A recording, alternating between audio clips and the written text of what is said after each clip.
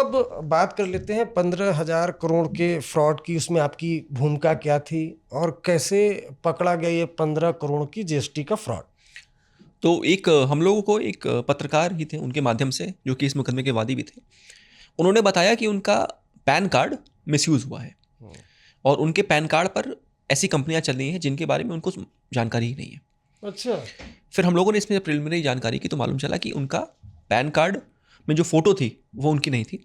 वो उन्होंने किसी जिस बंदे ने उन फर्जी कंपनियों को बनाया उसने किसी और उनका पैन कार्ड इनका मिसयूज़ किया, परंतु फ़ोटो किसी और की लगाई। और कंपनी दो जगह की कंपनियां थी, एक कंपनी महाराष्ट्र की थी, एक कंपनी पंजाब की थी। हमने तुरंत मुकदमा लिखा और इसमें पंजाब और महाराष्ट्र में हमने टीमों को भेजा। जब वहाँ से हमने उनके विभाग जीएसटी विभाग से हमने ओरिजिनल डॉक्यूमेंट्स निकाले उन फर्म्स के, तो हमने पाया कि ये जो पत्रकार है उनका पैन कार्ड यूज़ हुआ है, उनके फादर का नाम मिसयूज़ हुआ है, उनका पैन नंबर मिसयूज़ हुआ है, उनकी डेट ऑफ बर्थ मिसयूज़ हुई है और फ़ोटो किसी और की लगी हुई है। और जिस एड्रेस पे कंपनियाँ रजिस्टर्ड है वह कंपनियाँ वहाँ पर कोई वहाँ कंपनी मौजूद ही नहीं है। तो हम समझ गए कि ये फ्रॉड हुआ है। और इस फ्रॉड को करने का पर्पज़ ये रहता है कि कंपनी इस तरह की कंपनी बना दी जाए और उसके बाद उनसे फेक इन्वॉइसिंग की जाए, यानी उन कंपनियों के नाम पर फर्जी बिल काटे जाए। फर्जी बिल काटने के बाद उनसे जीएसटी क्लेम किया जाए और जब तक जीएसटी विभाग वाले पकड़ पाएँ कि कंपनी असली नहीं है, कंपनी फर्जी है, तब तक वो करोड़ों के बिल काट चुकी होती है और उन करोड़ों के बिल से जीएसटी भी करोड़ों रुपए का ले चुकी होती है। फिर हमारे पास पहले तो ये दो कंपनियां थी। जब हमने इस पूरी गैंग को पकड़ा तो ये गैंग दिल्ली ऑपरेट करती थी। हमने काफ़ी लोगों को इसमें अरेस्ट किया तो हमने पाया कि इनके पास लगभग ऐसी 3,000 कंपनियां थी अच्छा। जो इनके पास जो इन्होंने बनाई हुई थी। जब हमने उन कंपनियों का डिटेल निकाला तो लगभग उन कंपनियों से 15,000 करोड़ के ऊपर के बिल कट चुके थे। तेरी। और ऑन एन एवरेज उनसे, क्योंकि ऑन एन एवरेज 18% जीएसटी रहता है, तो उनसे 4,000 करोड़ के ऊपर के आईटीसी क्लेम किए जा चुके थे। इस चीज़ को जीएसटी विभाग ने भी एक्नॉलेज किया। तो ये काफ़ी बड़ा उस मामले में फ्रॉड था कि इतनी बड़े स्तर पे कंपनियां मिलने का डेटाबेस मिलना बहुत रेयर होता है। और उन कंपनियां भी, क्योंकि दो साल पुरानी कंपनियां थी, 2 साल में वो कंपनियां काफ़ी बड़े बड़े अमाउंट के बिल ऑलरेडी काट चुकी थी। फिर हम लोगों ने इस पूरी गैंग को जब बस्ट किया तो फिर उसकी प्रेस कॉन्फ्रेंस करी और ये सभी विभागों को डेटा साझा किया। उस डेटा साझा करने से उन सभी कंपनीज का पता लगा कि शेल कंपनियां हैं। तो जीएसटी विभाग ने फिर रिकवरी करना स्टार्ट किया। उन्होंने भी हज़ारों करोड़ में इसमें रिकवरी करी। इस तरह के जो आईटीसी क्लेम किए गए थे उन सारी आईटीसी की चेन्स निकाली गई। और ये पूरा स्कैम ऐसे ऑपरेट करता है कि कुछ बिजनेसमैन इसमें होते हैं जो जीएसटी चोरी करना चाहते हैं, वह इस पूरे खेल को रचते हैं। तो 3 स्टेजेस में ये लोग इसको ऑपरेट करते हैं। सबसे पहले वो बिजनेसमैन होते हैं जो इस तरह की फर्जी कंपनियां बनवाते हैं। जी सर। दूसरे लोग वो होते हैं जो वो नेटवर्क बनाते हैं जो लोग ऑनलाइन डेटा को फच करके, फोर्ज करके, यानी कूटरचित दस्तावेज बनाकर किसी की फोटो कहीं लगा दी, किसी का फर्जी बिजली का बिल कहीं लगा दिया, अकाउंट बनाया, आधार कार्ड और पैन कार्ड मिसयूज होने दिया। वो दूसरी चेन होती है। तीसरी चेन होती है जो फर्जी बिल काटते रहते हैं। तो इनके जो असली मास्टरमाइंड होते हैं वो वह बिजनेसमैन होते हैं जिनको इसका असल लाभ हो रहा है। तो हम लोगों ने जब जीएसटी विभाग को सूचना दी तो उन्होंने भी कई बिजनेसमैन को इसमें अरेस्ट किया और अरेस्टिंग के बाद उन्होंने जेल भेजा। हम लोगों ने उसके बाद जब पूरी इस चेन को निकाला तो उन बिजनेसमैन को हमने भी अरेस्ट किया। वो सब आज भी जेल में है। काफ़ी मजबूत इसमें मुकदमा उनके ऊपर बना क्योंकि पूरा करीब 15,000 करोड़ के ऊपर के हमें इसमें बिल्स मिले हुए थे। टोटल अरेस्टिंग इसमें 50 के ऊपर हुई। 50 लोग अरेस्ट? 50 के भी ऊपर अरेस्टिंग हुई और अभी भी लोग जेल में ही, अभी भी उनकी बेल नहीं हो पाई क्योंकि 3 मुकदमे लिखे गए और गैंगस्टर भी बाद में लगा इसमें। तो काफ़ी अच्छी इसमें इन्वेस्टिगेशन हुई और भविष्य में इसमें आप कन्विक्शन भी देखने को मिलेगा आपको।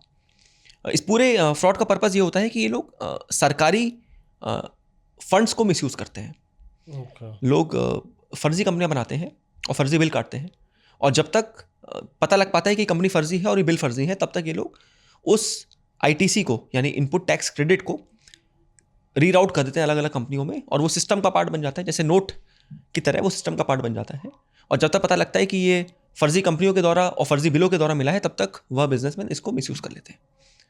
तो ये काफ़ी बड़ा हमने केस खोला था। उसके बाद हम देखा है कि और भी अब राज्यों में जीएसटी के स्कैम्स खोले जा रहे हैं, परंतु आज से इतना बड़ा 3,000 कंपनियों का स्कैम्स ये अभी तक का सबसे बड़ा अनअर्थिंग का स्कैम है।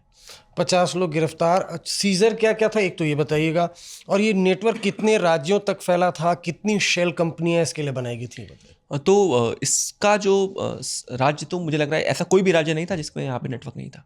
अच्छा। ऐसा एक भी राज्य नहीं था जहाँ की हमें फर्जी कंपनी नहीं मिली थी।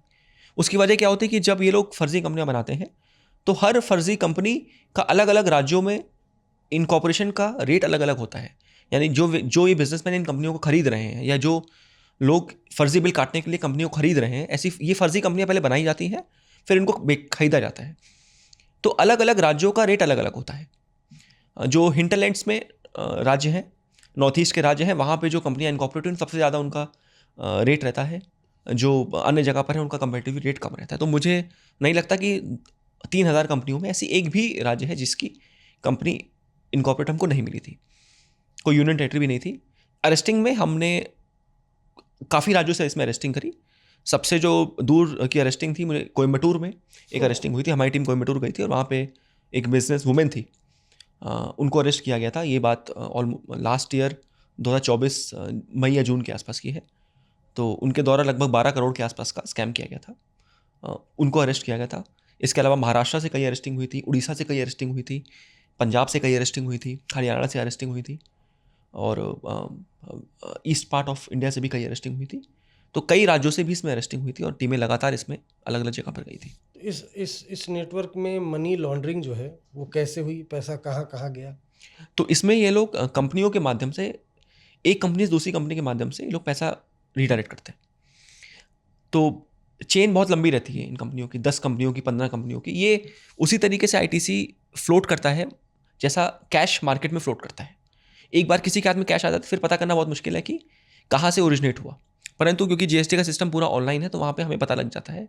तो इस केस में लगभग ऐसा 15,000 करोड़ के हमको पता लग गया था कि ये पैसा कहाँ कहाँ फ्लोट कर रहा है।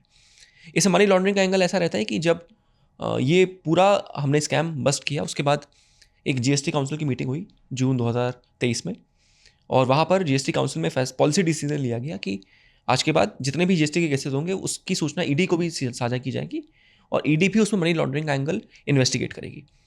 तो जो हमारे एक्यूज इसमें पकड़े गए, खास करके दिल्ली में कुछ बिजनेसमैन, बड़े बड़े बिजनेसमैन अरेस्ट हुए थे। उन सब बिजनेसमैन का जो प्रोफाइल था उसमें उनके खिलाफ पूर्व मनी लॉन्ड्रिंग के केसेस भी मौजूद मिले, उनके हमें सीबीआई के केसेस भी मौजूद मिले। तो इस तरह के जो बिजनेसमैन थे वो सभी तरह के एक्टिविटीज़ में इन्वॉल्व थे। ये लोग इस तरह के पूरे पैसे को, जब वो पैसा आईटीसी के फॉर्म में आ जाता है, उसको पैसे को कहीं कहीं से निकलवा कर उस फॉर्म को कैश में लेते हैं और अपने सिस्टम में कैश के फॉर्म में उसको रीडायरेक्ट करा देते हैं।